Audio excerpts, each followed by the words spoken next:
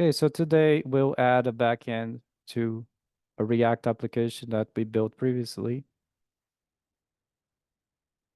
And here's the repository, and make sure to download this code or clone it.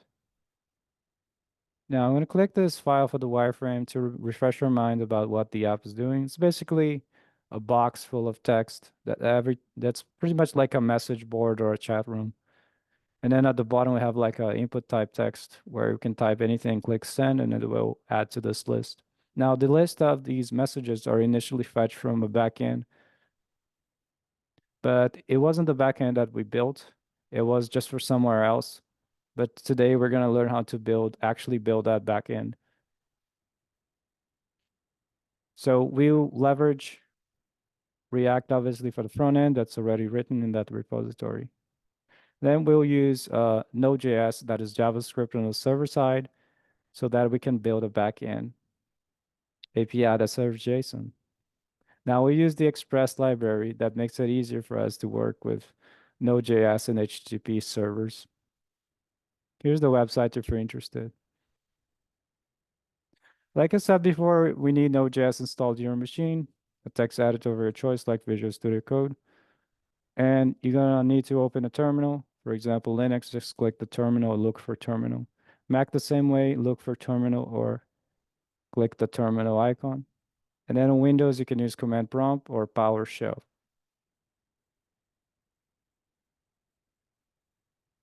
Okay, so let's get started here.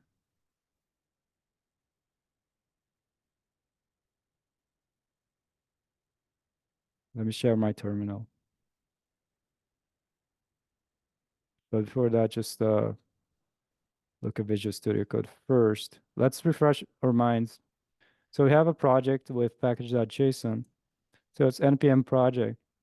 You can see we're using these React scripts to load the React app and all. Now I'm going to add some dependencies here for the backend.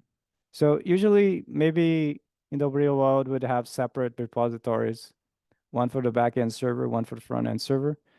For the purposes of keeping this class pretty convenient, everything in the same place. So I'll just add the server to the same project.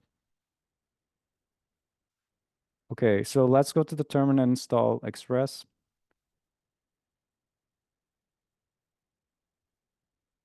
So make sure to cd or change the directory to the project directory. You can see if you ls or dir, all the files are there. So we're going to do npm space install space express, enter. npm is the node package manager. It allows us to install third-party dependencies. That is code that's written by somebody else and that they make it available as open source for us to consume and use in our own project. So we don't have to write everything from scratch. It might take some time to install Express.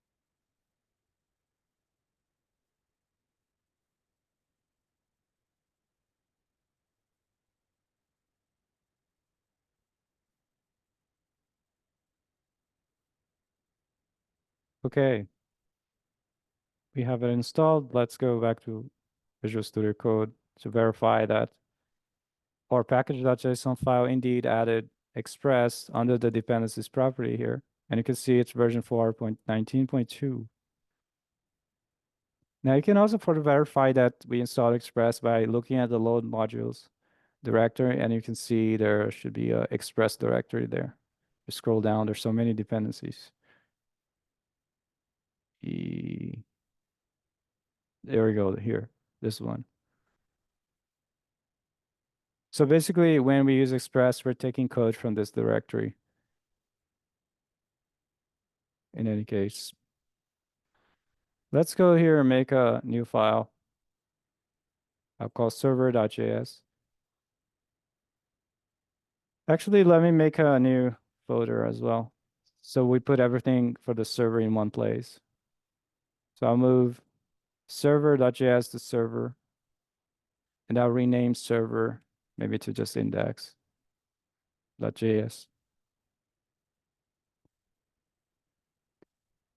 Now let's write the code to just jumpstart a server, backend server. We're just gonna require express like this. Put that in a variable. We'll just call it express, same name as the module. Now we could take that express and call it as a function to create what's called an app. If you want to add semicolons, if you like, it's optional. Depends on your JavaScript style. Now I can put that in a variable that we call typically app or app. And finally, we can say call the function from this app object that's called listen.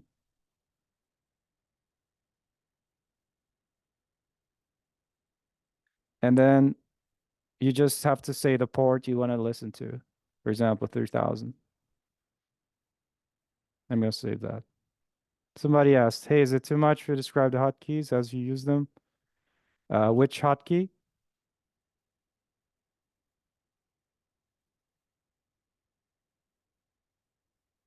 Okay.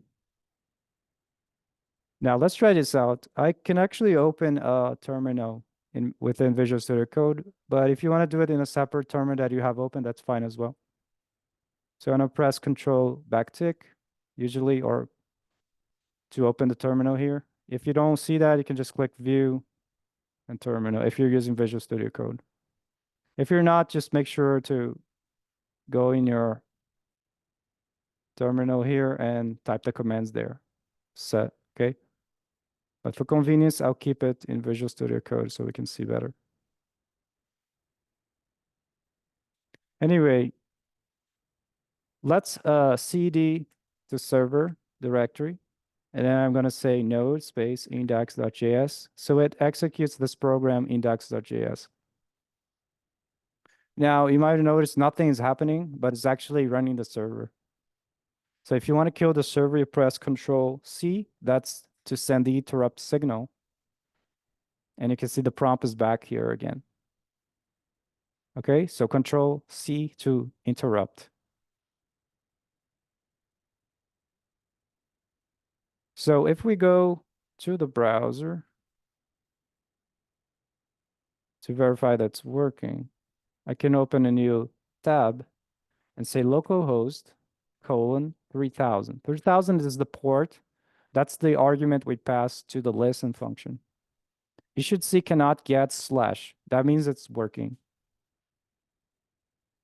That's just Express telling us, hey, we don't have this endpoint or route defined. So it errors out that way. Okay, great. Going back to Visual Studio Code. Let's add some feedback so we know the server is actually working. So the second argument to this listen function, I will pass a callback function. Let's add a function here. So the definition of a function, and then we're gonna say, oh, let me change my spaces here to 2 indentation. So when I press tab, I add 2 spaces. I like 2 spaces. If you don't like that, you choose whatever you want. So I'm going to say console.log. So console is an object we can use the log function to print something to the terminal. Terminal is also called the console. So let's say server is running at http ://localhost 3000. If I say that, save the file. If you want to save the file, if you don't know how, you can click File Save, or you can do Control S if you're using Visual Studio Code. Anyway, going back to the terminal, Control C to quit, and then I have to run the same thing again. I usually press the up arrow in my keyboard to go to the previously typed command, and I press Enter. Now, why did I kill the server and start it again? Because I changed the code. Every time you make a change to the code, you have to kill the server with Control C and then restart it, typing the same command again. Now we can see there's a message, server is running at localhost 3000. So that's better because now we know that, oh, something is happening. And it even highlights this URL. And if you hold Control in your keyboard and click, it will follow the link. That means it will open the browser conveniently for you. Okay, that's nice. So we got it set up, but how does it tie to our React application? Well, let's go back to React now. If you remember, React application was defined source, and then we have this app.js and so on. Now let's run the front end. Now to run the front end, we're gonna need a separate terminal window or tab. It's up to you which one you're gonna choose. So if you're using a standalone terminal, you can usually the hotkey is either if you're a Mac Command T, or you can click the. Let me show you. There's probably a plus sign up there in the tabs that you can click to open a new one in the same window. So you want to do that so that we have two separate windows, one for the backend server and then one for the front end. Now, since I'm working with Visual Studio Code, the built-in terminal, I can also do it there. So in this case, I would just press this plus here or this chevron to choose what kind of terminal I want to open. For example, a new command prompt. I would see now some tabs here on the sidebar. I can go to the node one, which is the backend server, or I can go to the other CMD that I opened just for the front end. Now to run the front end, make sure I am in the root directory of this repository, meaning further introduction to React. I'm going to run npm space start. And that should run React script start.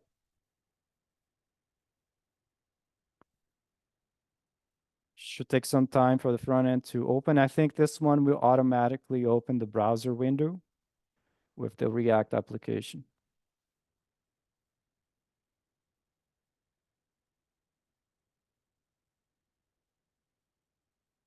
Oh, it's detecting that I use 3000 for the backend. Would you like to run another port? So what we can do here is either accept this, or maybe I'm going to press Control C to finish that. Then I'm going to go back to the backend code here, server/index.js. Instead of being 3000, I'm going to choose 3001 so it doesn't conflict with the same port as the front end. Okay, I'm going to save that, go back to the backend, make sure I kill the server and run it again. Now it's going to run in 3001, the port.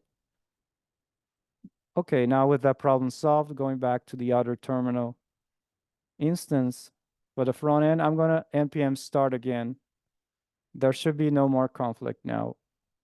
But this one will use the port 3000. So we got localhost colon 3000 for the front end and localhost colon 3001 for the back end.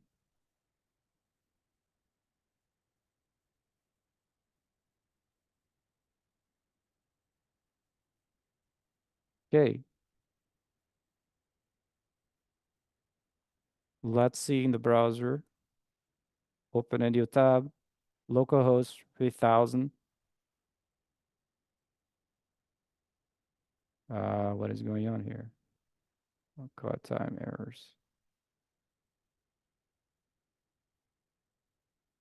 Assignment to undeclared variable titles. There's some error going on here. Oh, okay. Yeah, so there's an error in the code. Let's fix that. No problem. So if you notice, I opened the DevTools to debug this. I press F12 in the keyboard. If you cannot press F12, right click anywhere, click inspect. It should open the DevTools here. Now what I did, I went to the console tab of the DevTools so I can see this error message, uncaught, reference error, whatever. I can actually click the source code name, file name, so that it goes to exactly where the error occurred. So I know, oh, okay, I didn't declare this variable with the const keyword. That's probably why that's happening. So let's try it again. Going to the Visual Studio Code, app.js, the line with titles. I think I maybe just need to add const here because that's the syntax required for JavaScript. Let's try again going to the browser. And now I can see the data was fetched correctly. And if I open DevTools Web 12 and click the console tab, let me click the trash so it doesn't see stuff and refresh. So we don't have that problem anymore. Now there's this warning here about React each child in a list should have a unique key prop. Now this typically happens when you do a mapping and you're generating components dynamically. It's not really a problem per se, but it always requires us to specify a unique key prop. We can also fix that warning, going back to Visual Studio Code. So we got to go to the component app where it's rendering, that is the return value. We have some JSX here. So I'm doing some mapping somewhere. Okay, it's line 31. I'm generating these divs with the message dynamically with the map. So all we have to do is, okay, this generated div, we have to add a prop called key. And the value must be something that's unique for each of these different elements. Typically, it's the ID of the record. I don't know if we have an ID for this message, so I'll just put the message itself there. Other people also do add a second argument to this callback, call the index of the array, and place it here. But there's a downside to that, and it's because if this list is sorted, it might cause some problems. But we know this is not a sorted list, so it should be okay if you do it that way.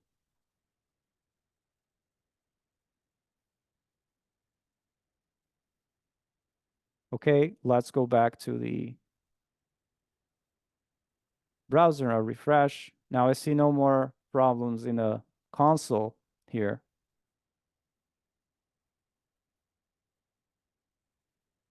Okay, now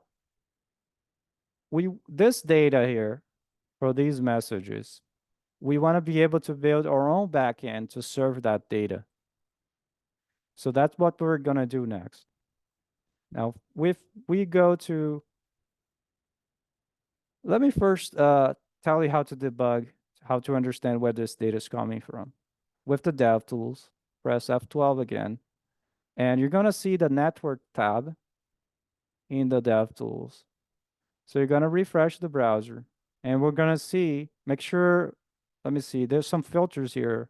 If I click all, that's everything that was, every request that was made. So this one, I know it's a XML HTTP request. That's typically what we use these days when we fetch some data from a backend API that serves JSON format. So I'm going to choose XHR filter. So I can see here, it's fetching data, and I can click one of these requests to see more information about it. Here on the side, I want to look at the response, and you can see if I click raw, this is the raw thing, and that's where all this data is coming from. Now, this is a backend that somebody else wrote in JSON placeholder.typicode.com/post. But we want to build our own instead of using this one. So if I open a new tab and go to that, you're going to see all this data. And you click the raw. It's just text with JSON format. So let's copy this data, actually. I'm going to copy a bunch of records, at least 10, okay? Let's copy at least 10 of them. You don't have to copy them all, but that's okay if you copy them all. I'm going to Control-C to copy, and then I'm going to go to Visual Studio Code. And then under the server directory, I'll create a file. Let's call it post.json. And I'm going to paste that data here. Now let me choose spaces 2 here because I like 2 spaces. And I'm going to paste it again.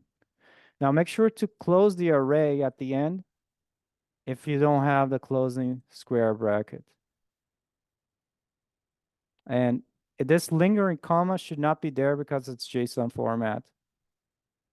be careful the lingering comma in the last object before the square brackets closing. And I think this is a properly formatted JSON. So I save this file. Now, today we're not gonna use a database because that would be too much for us to do. So we can kind of simulate a database by just storing the data in a file like this, post.json. So if we want to manipulate this kind of file database, we just got to modify this file and overwrite it. Okay, so we got the data. Now we have to find a way to serve this data from our backend. Now, if you go to index.js for the server directory, we don't have any route yet. So route, you can think of a backend as a server that if you ask for some resource, it will give you back that resource. Now we must define all these pathways of getting a specific resource. And this is the pathway for the posts. So typically when you want to obtain information, you make a GET request and to some endpoint that I can say /post. Now, this GET is the method of the HTTP request, right? HTTP hypertext transfer protocol is what's used to transfer the data, from the server to the client. Now, this protocol has a method that's GET that's typically used to get the information. There are other methods like POST that's usually used to post information. That is, for example, you're creating a comment on a website. You need to give the comment content, right? What did you write? That's why you want to post that. But anyway, the second part is the endpoint URL. We're gonna do /post, and this kind of way of writing the endpoint is called like RESTful. If you ever hear about that, you can look it up on your own. But basically, if you want to follow the REST way, there are many resources like posts, like comments, products, orders, and so on. So each of them will have their own kind of endpoint. So we have /products, we have /orders, slash whatever resource it is. And this one of the resources just post, so we call it /post. And notice it uses plural. Some people might use singular, so it's up to you if you want to say /post or /post. I usually use plural. Okay, but you can give any name you want, okay, any path you want. But this is just a convention that's called REST. In any case, let's make this endpoint. So to make an endpoint before the app.listen, we're going to say app dot, and the function to call here is actually the name of the method, get. If it were post, you'd say post, but we're doing get. So dot get, and then call it as a function. Now we need to say, okay, get what? /post as a string. So that's the path. Now the second argument is a function with two arguments, rec and res. Now this is a callback function that when we ask the server for this, if we make a HTTP request to get /posts, it will end up calling this function in the end. And you have access to the request object and to the response object. Okay, that's why we call it rec and res. Now, these variables, you can call it whatever you want. This is just like a convention that people use in a short, but choose whatever you think is appropriate. Okay, so the data is post.json. So first we need to read that. A very easy way to read a JSON file into JavaScript or Node.js is with require. So actually you can just go up here and say require now /post.json. Now the dot means current directory, and / is because we want to get something from the current directory, and the file post.json. Now, when we do this, we're going to load all this data from this file into an object in JavaScript. Now, because this object is an array, we can just call it const posts like this. So store this in a variable that I called posts. So I can conveniently use this here to send a response. Now, to send a response from the callback function here or handler, we have to use the res object. Remember, that's the parameter here. And then call the function dot send with whatever you want to send back to the client. In this case, I want to send back the content of this variable post, which is just an array of objects. Now I'm going to save that. And to test this out, remember, if you make a change to the code, you have to restart the server. So I go back to the backend here, and I'm going to kill the server, Control C, and then run it again with node space index.js. Now with that, I want to test this out to see if it's really working.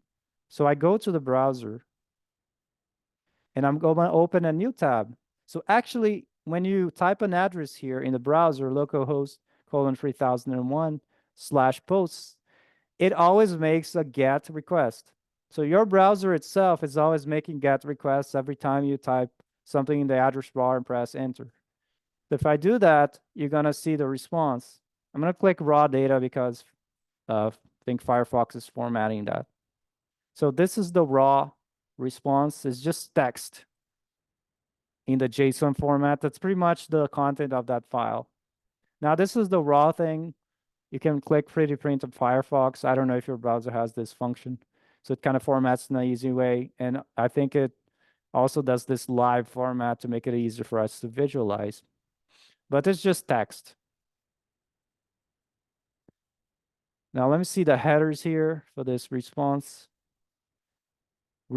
header. So in HTTP, we have a request and we have a response. So the client, the browser, we make a request, and then we include some information in that request.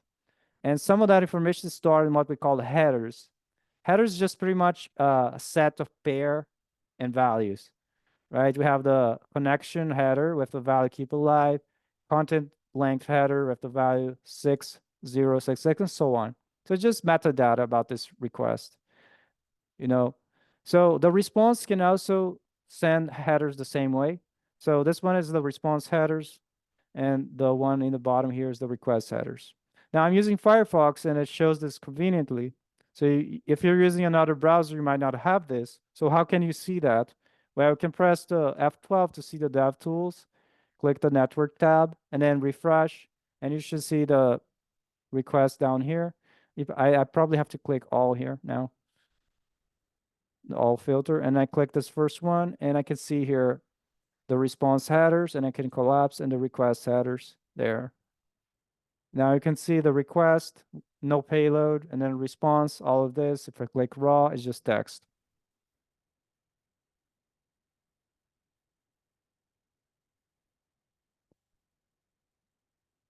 How's everybody doing so far? Any questions?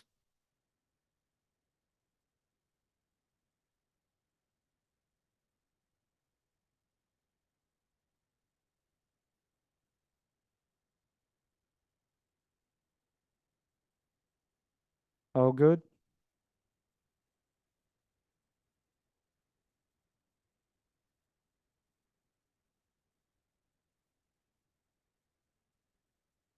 Okay.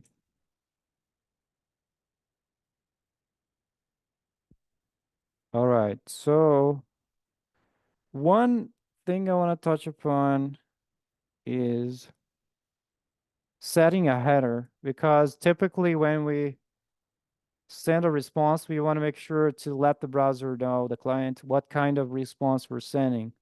In this case, it's a JSON. It could be HTML page or just plain text. So let's do that. Next.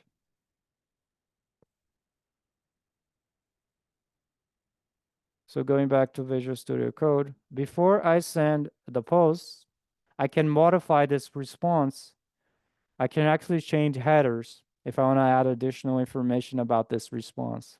And the additional information I want to add here before I send is that I want to say this is JSON. I'm sending you some JSON content. So we're going to call the res object dot set. We want to set a header, a response header. Now this function takes two arguments. The first is the name of the header. Content dash type is the one that we can specify the type of information we're sending back to the client, comma, the value for this. The value here would be application slash JSON. This is just a standard, what we call MIME type. This is just the way everybody agreed to write if we ever send JSON back. Application slash JSON. If I save that, go to my node server, kill that, restart, verify in the browser again. If I click refresh in localhost 3001/post, I should see here in the response headers, I should see content type application slash JSON there. I don't know if you can see, make it bigger. It's right here now. See this content type? That's what we set in the value application slash JSON. And there's some other stuff here. I think Express adds the character set UTF-8. That's for Unicode. And if I click raw data, pretty much same thing. Okay. Now let's finally, we have an API endpoint. We can consume this from our client application, our front end. So instead of consuming the JSON placeholder one, we're consuming our own. So that's easy. Going back to Visual Studio Code, we are going to go to app.js under source. And the line where we make the request to get all those post information is line 9 inside the use effect. So instead of calling that JSON placeholder, whatever, slash post, we're going to call our own, which is in localhost 3001. So save that. Now, in this case, the front end, we changed some code to the front end. If I go to the terminal for the front end here, I think when we make a change, it automatically watches that we change it, so we don't have to restart the front end. Okay, let's go to the browser and go to the front end app. I have it in another tab, localhost 3000. If I refresh with my network tab open, make sure the DevTools network tab is open so you can verify it's making a request to localhost 3001. Refresh. Uh-oh. What happened here? Oh, we have a problem with cross origin. Okay. If we click on the console, cross origin request blocked. Same origin policy disallows reading remote. Okay, we're gonna have to deal with this. I won't talk much about cores, but it's basically it's complaining because it expects you to request data from the same, for example, localhost 3000, it would expect you to maybe fetch data from api.localhost or whatever. So it's like thinking you're getting data from another place, and by default, that's not allowed. So what we have to do is go to the server side, and we have to include a header that says, hey, we allow you to be cross-origin. That's okay. Now, to easily do that, we can install an npm package called cors, C-O-R-S. Let's do that. Going back here, you can carry a server. I just, for some reason, opened this terminal, but it can be the same one as the server. npm, make sure in the root folder of the project, npm install cors.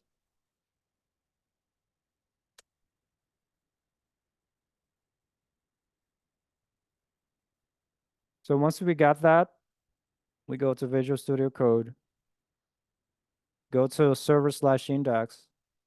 Now here, right after we define express call, we're gonna do the following app.use. That's the function.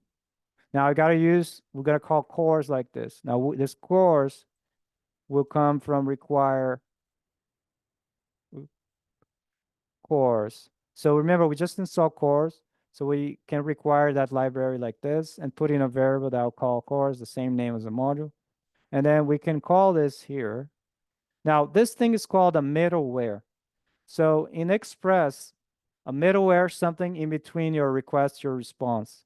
So that means when a client makes a request, it first passes through the middleware.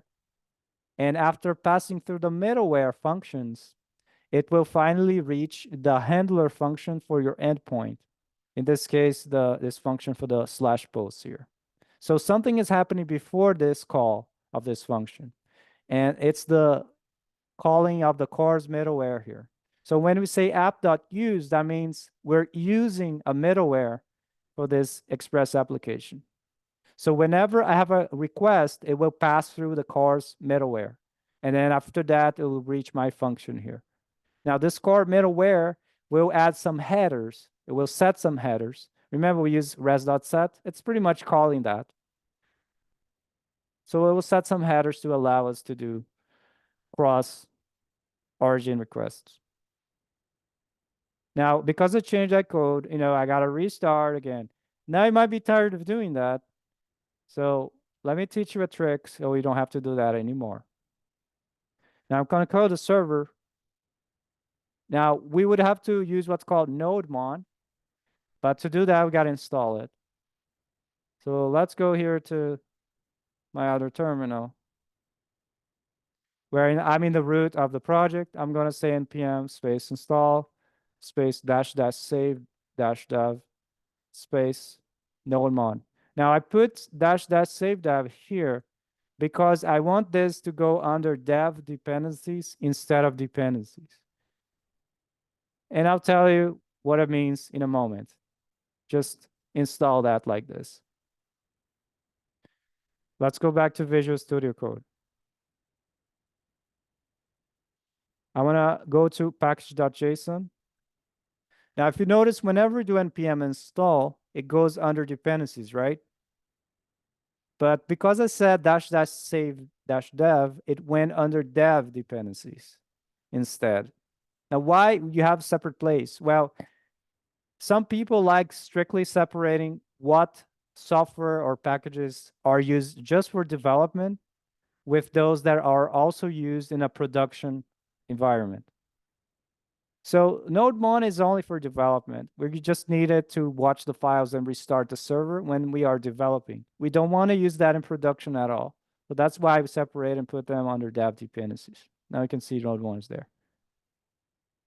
Okay, now to call nodemon, precede that of npx, and then nodemon, and then the file. It's pretty much almost the same as nodeindex.js, except you got to say nodemon and then npx before that. Now, why did I say npx before that? Because this command nodemon is under node modules /.bin, and you can see if you scroll down, there's a nodemon command here. Now, if I didn't use npx, I would have to type explicitly. In my case, I'm using Windows. I got to use the slash backward like that. But if you're in Unix or Mac, it's the /. /node modules /.bin /nodemon like that. Okay. Now I'm using PowerShell. That's why it's messing up. But it's like that. So I don't want to type this. Let me use the other one here so you can command prompt. /node modules /.bin /nodemon space index. This case is server /index.js. So it starts like that, okay? So I don't want to type all this path, so I'd rather use npx. So I hope you understood that. Anyway, I'm going to kill this and trash this and go back to my PowerShell instance and just use npx before nodemon. Now, when I do that, nodemon will be watching. You can see here watching. And if we go to index.js in the server directory, If we do any change, let me say add some stuff here, save it. You can see it automatically restarting due to changes. So now we don't have to keep killing the server, restarting every time we change the code. Node1 is doing that for us. Somebody asked the question, if you use npx, you shouldn't need to install Node1, correct? No, so you need to install Node1. So make sure you install Node1 first. The reason for you using npx is so I don't have to type explicitly path to Node1 dot slash node modules slash dot bin slash Node1. Make sure to install Node1 so that it's included in your dev dependencies here.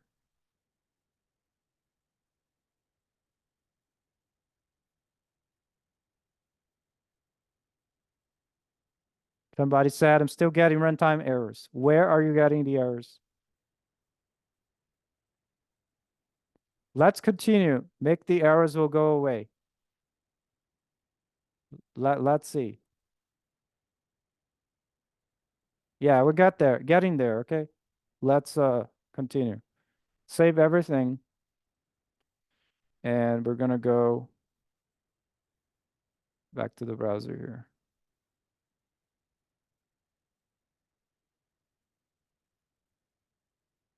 Let's see this. Let's check the headers here. Response.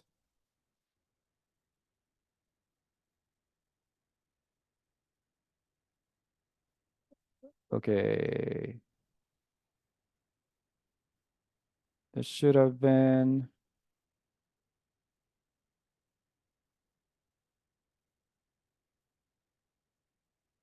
This should have added the thing here. Same as resource. Let me see.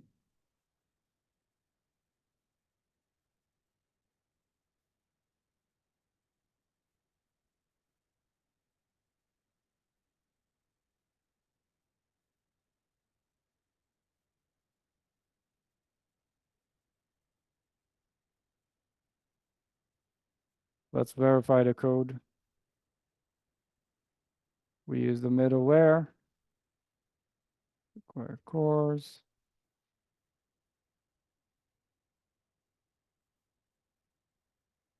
Share the browser.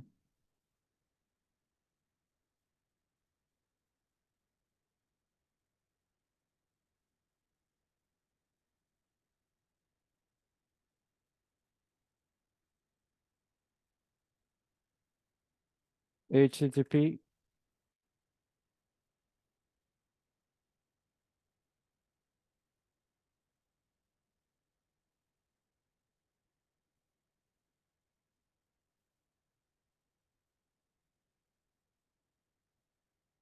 Oh, yeah. You're right. Let's see. That's right. Thank you for that. It's using HTTPS, not HTTP. Yeah, we don't have certificates for HTTPS, HTTP secure. So make sure to change that to HTTP in the fetch. Thank you for that. There you go. Let's go back here.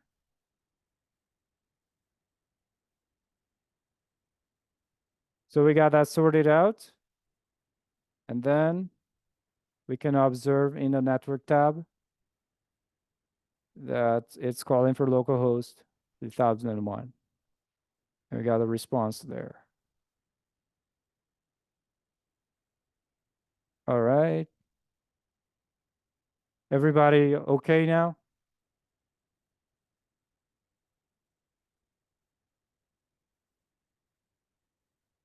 Okay. Now, let's go back here and see. We're now using our backend and no longer using that Tippy code. Now, one thing for this app is when we send a new message, clicking send here. It goes to on send click, but it's not actually sending the message to the backend. It's just doing it locally in the browser. So we want to be able to save that message. How would we go about doing that? That's what we're going to do next. So here, when we click send, we want to make a request to the backend and say, hey, there's a new message. Here it is. Now, that's typically a post request because you're posting something. So the backend needs a post request now. If we go back to index.js, now we can go here and say app.post. And we can say /post as well, because this would be post/posts. So we can have the same path, but the different method. This is a totally different pathway because the method was changed. Now let's add the second function, request and response. Now, if somebody comes in, hey, I want to add a new post. So we gotta figure out, okay, how do we read that information? How are we storing the file? So first we gotta find a way to read that from the request. So in the request, there will be something called the body. And then we're going to extract that information from there. And once we got that, first we need to read the file post.json. And then we got to insert the new message to the end of this array in an object. Now we don't have all this extra information. We're just going to use an object with the title, okay?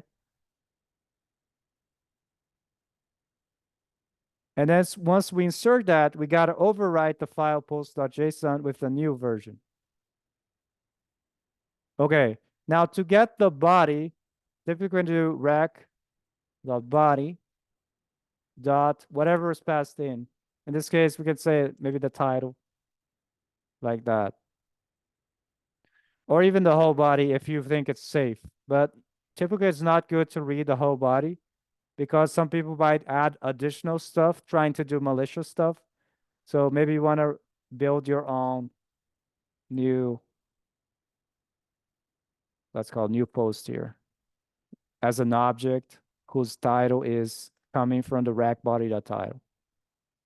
So here I create an object and one property is title, and its value comes from rec.body.title. And I store that in the variable new post. Now, the reason I did this instead of directly using rec.body is, like I said, somebody might try adding additional properties that have nothing to do with what your app is doing in hopes that it might somehow make your program take that and do some malicious stuff. So be careful. You want to filter out all the undesired properties. And one way of doing that is if you just hard code the object here and select only the properties that you care about. Now, in order to use rec.body, we also need a middleware. Because as it comes from the request, we need to extract it somehow. So we need a middleware that will come between the request and response. And if it sees a body, it will take that, extract, and place it in a JavaScript object. So it will read the JSON, the string. It's just plain text, for example, and it will convert to an object, and it will make it available in request rec.body. Okay. Now, Express already had that built in, so we can just say here where we have all the use stuff. Remember, use is to apply middleware. We can say app.use, and then the middleware is express.json, and you call it as a function, like this. So when we do that, rec.body will properly extract that body as a JSON object. So we can use it like an object in JavaScript.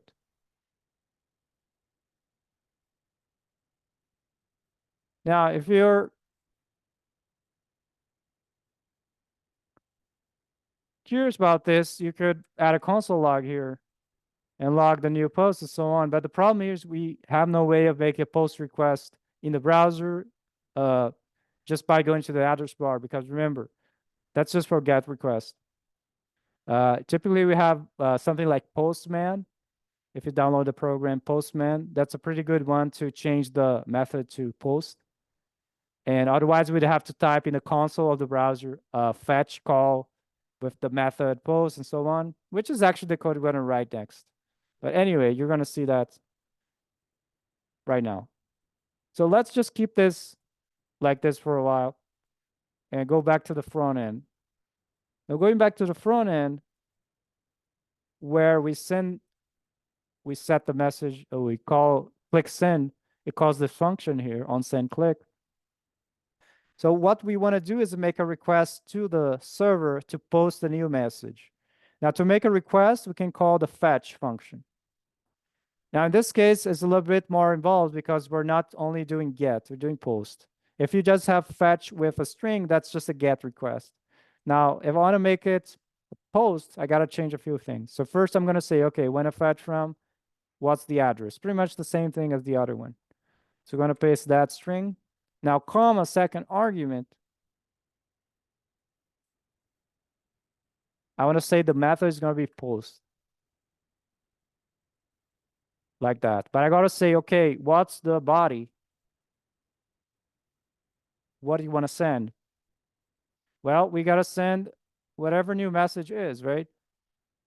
So in that case, I want to send that in an object with a title being that new message. Now, this is an object. So you want to convert that to a string. So JSON.stringify this whole thing. Okay, let me repeat that. So we make a literal object here with the property title. And the value is going to be new message, which is what the user types in the input. That's next to send. Now, this object is a JavaScript object, right? We need to convert that to just plain text, but in the JSON format. So the JSON module has a function. If we say .stringify, it pretty much converts this object to a string sequence of characters. I can demonstrate that in the browser if you're curious about that. Go to the console in the DevTools.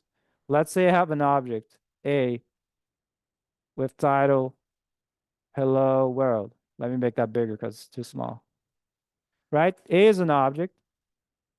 Now if I say JSON.stringify A, this is what we get. It's pretty much a string in the JSON format. You can see there's quotes around title and then the value, colon the value. That's all it does, converting to plain text. Now we do that because that's the way fetch works. So we can send that in the body of the request. Now, when we call fetch like that, it returns a promise, right? Because it takes time to go to the server, wait for the response, come back. So it promises you it will give something if you wait. Now, the way promises work is if you want to fulfill this, when the promise is fulfilled, that is, when we got the data back, we can handle that, we say dot then. So we can chain this, the result from the call to fetch with dot then, and press a callback function here. And this callback will have the response object here. Now we need to extract the body from that response that and convert that to JSON. So typically we would usually do a response.json, call the function, and that will return a promise with the value when fulfilled being the extracted body in JSON format. Now, because that's a promise that's returned here, if you want to follow up with, okay, I need to handle this promise, we got to do another then and chain it again. Now, this is going to be the post. Let's call it new or created post. It could be any value for the function. The function name here, the variable name, could be anything you want. I usually use descriptive names so I understand what they are.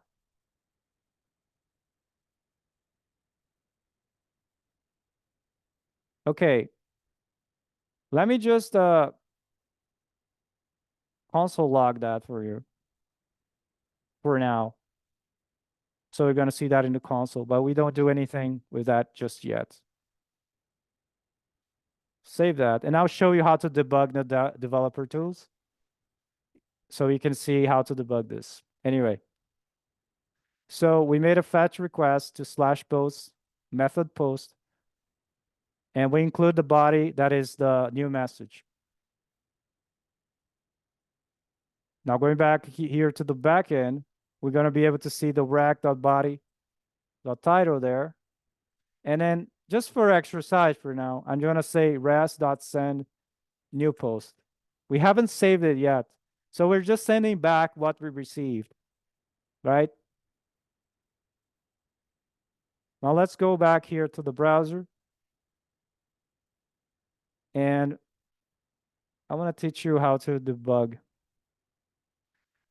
Let's see. So in Chrome, I think you got to click the sources tab in Chrome. But if you're in Firefox, it's debugger. And I can see the source code here, app.js. And I'm going to go to the place where I make this request. Remember, we just wrote this. What I want to see is, okay, what's the value of created post? I'm trying to debug to understand if it's coming correctly, coming back to us. So I'm going to place what's called a breakpoint in line 26 if I click the line number. A breakpoint means the program will run, and when it reaches this line, it will stop for you. So you can debug and see what's going on in the surrounding area. Somebody asks, will response, they create a post, both contain the same response value. If you're talking about the variable in line 23 response, that's not the same as created post. The variable in line 23 holds a response object that contains information about the response, including the body. Now, all we care about is the body, so we need to extract the body and convert that to JSON, that is a JavaScript object. That's why we call response.json function here. And that value is a promise that fulfills with the extracted body, which is just a JavaScript object with the created post, because that's what we built in the server side and send it back. Okay, once we got that breakpoint in there, I'm going to refresh. And I'm going to go down here and click send to trigger this function call. And you can see pause the breakpoint. And you can see here, line 26, it's waiting. So we can hover the mouse over created post to see its value. Or you can see on the sides here, the variables. If you scroll down, so on. Now let me click Control backtick. Let me see if we can work that out here. In Chrome, it usually works. Let me go to console, site created post. So it seems like an object. There's nothing. You can see the post was made with the title hello here. See, this is what we send. We sent to the backend. Now response is not returning anything. Something is wrong. Let's try to figure out what's going on. Go back to Visual Studio Code. Rec.body. One way you can figure out what's going on here is you can console log, like I said, new post, like so. But you gotta watch out in the browser, the server-side terminal. You gotta watch out what's going on. So maybe keep an eye on this server-side terminal for that console log as we're gonna go to the browser and try to do the same thing again. Click play to keep going. And then we're gonna go here and click send. Oops, I didn't send anything, so let me refresh. There's a hello there. Click send. Watch the terminal. You can see here, there's a problem, right? New post is something's title undefined. So we got to figure that out.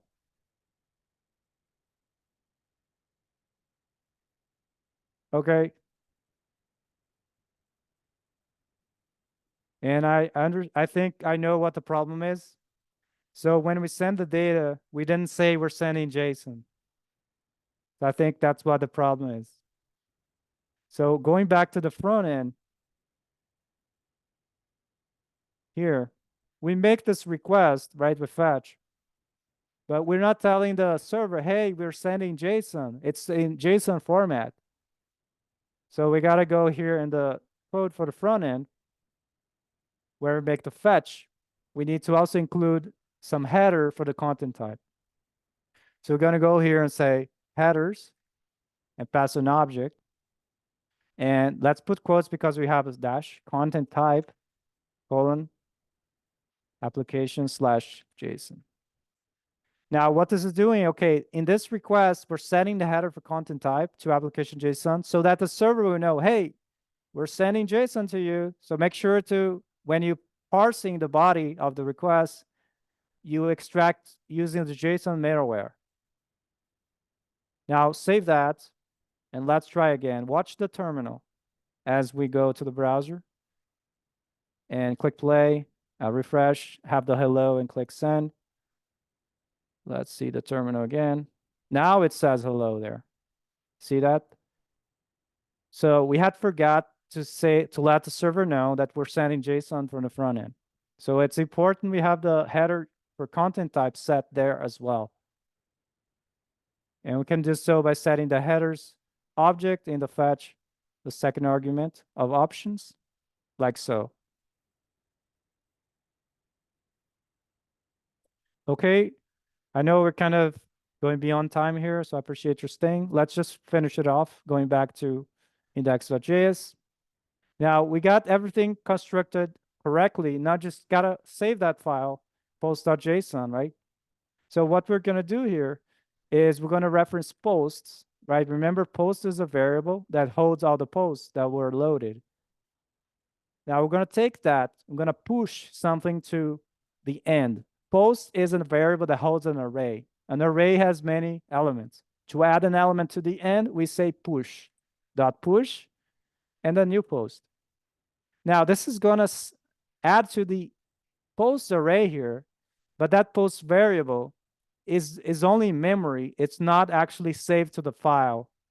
So we have to save it to the file by overriding it. So in order to do that, we have to leverage the FS or file system module, okay, to write the file. So let's go up here and quickly do require FS under quotes and put that in a variable we call FS. This is the file system module from Node.js. It will allow us to write to a file. So we're going to go here and say, okay, FS dot, it has many functions, okay? One of them is write file sync. And we can use this to write to a file. Okay, it needs to know where's the file.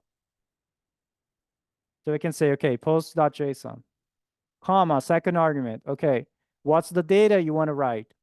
Well, we want the post, but it has to be text, right? Right now, it's an array of objects in JavaScript. So we have to use the JSON module. Now we kind of do the, remember what we did in the front end, stringify, like so. Now we need stringify what? Well, the post. Now, if you do it this way, it will eliminate all white space, and you probably will see everything without nicely formatted stuff. So if you want to keep the formatting of indentation, you add some options here, comma, null, comma, 2. Now, the second one doesn't matter, so we say no. But the third argument means how many spaces for the indentation do you want to apply? I want 2. So this is just to pretty print the file. If you don't have that, you're going to see everything in the same line. It's going to be really ugly to see. Okay, now let's add a third argument to the write file sync. It's very important. That's the encoding. Now you want to make sure to always encode stuff in UTF-8. So the encoding is going to be UTF-8 -8.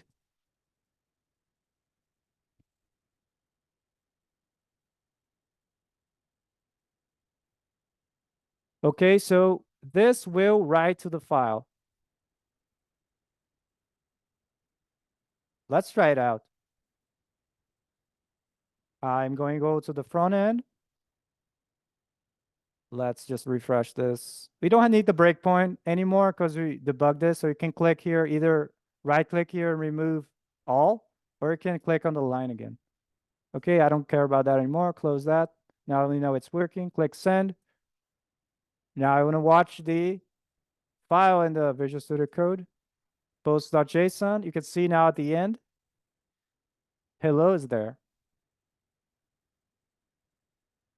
Okay, so we add to the end and overwrote the file with the new title there, new message.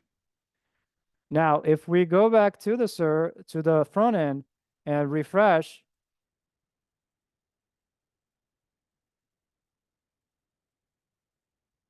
let's see here. I was expecting one thing you gotta watch out is, let's see, if you kill the server, it might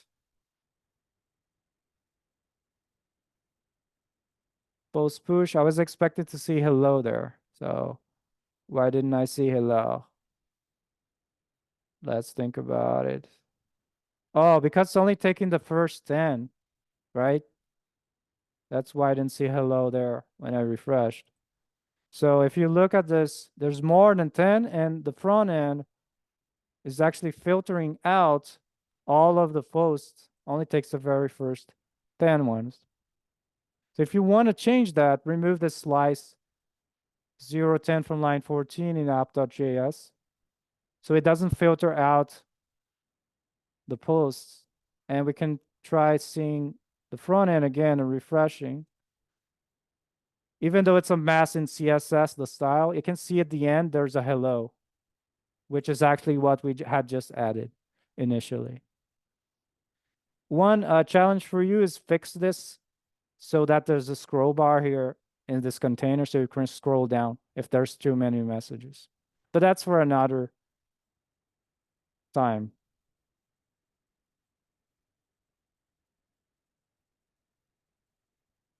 Okay, if you wanted that prevent that, you can do the slice again there. You can even take the maybe the last 10. I think you can do -10, I wonder. Let's see if that works. Yeah, that works. Anyway. Um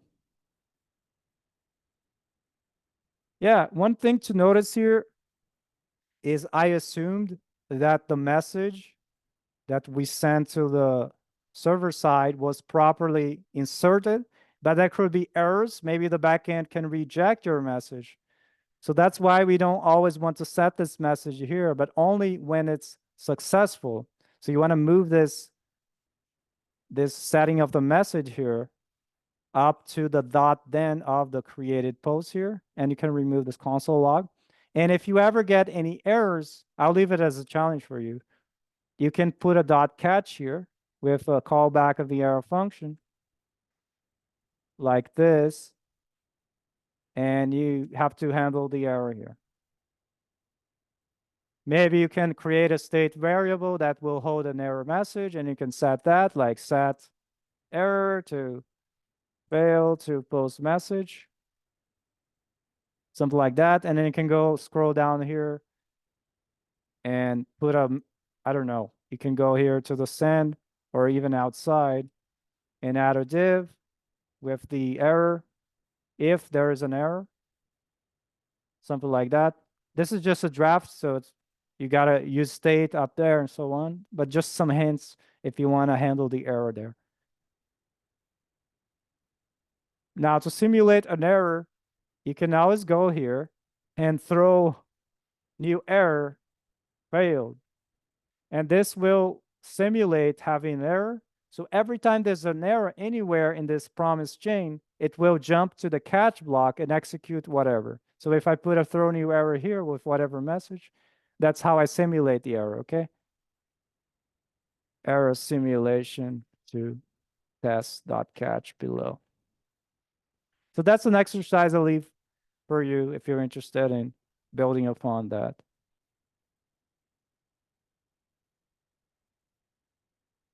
All right, so that's it for today.